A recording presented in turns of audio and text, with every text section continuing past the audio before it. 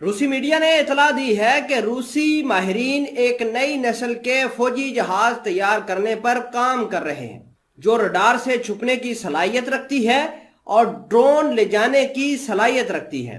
روسی web site نے اطلاع دی ہے کہ روسی زیوزڈا پلانٹ نے نئے فوجی بحری جہازوں میں کام کرنے کے لیے ڈیزائن تیار کر لیے ہیں۔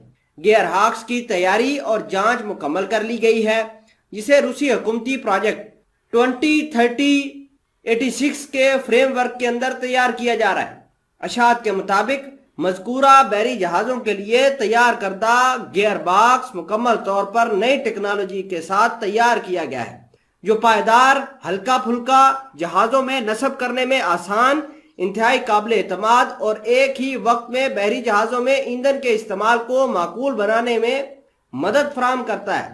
پروجیکٹ 2030-86 کے فریم ورک کے اندر ملٹری بحری جہاز تیار کرتا ہے جو کثیر المقاصد فوجی بحری جہاز ہوں، جو قریب اور دور سمندری علاقوں کی حفاظت کرنے، سمندری راستوں اور تجارتی جہازوں کی حفاظت کرنے کے علاوہ یوکرین کے رڈاروں سے چھپنے کی صلاحیت کے علاوہ، اور یہ جہاز معیاری ہتھیاروں کو اپناتے ہیں۔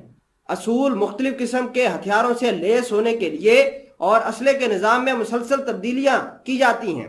ان میں ہر ایک جہاز 109 میٹر لمبا ہوگا، 19 میٹر چوڑا ہوگا۔ اس میں 3400 ٹن پانی کی نقل مکانی شامل ہے۔ یہ 32 ناٹ کی رفتار سے چل سکتا ہے اور روسی KA-27 اور KA-29 ہیلی کاپٹر لے جانے کی صلاحیت رکھتا ہے۔ اس کے اہم ہتھیاروں کے نظام میں 100 mm A-190-01 توپیں اور AK-630M 30 mm مشین گنیں، Redut air defence system, anti submarine system اور کیلیبر طویل فاصلے تک مار کرنے والے کروز میزائل شامل ہیں۔ اور روسی میڈیا نے اشارہ دیا تھا کہ پروجیکٹ 2030-86 جہاز مستقبل میں بغیر پائلٹ کے طیاروں اور آبدوزوں سے لیس ہو سکتے ہیں۔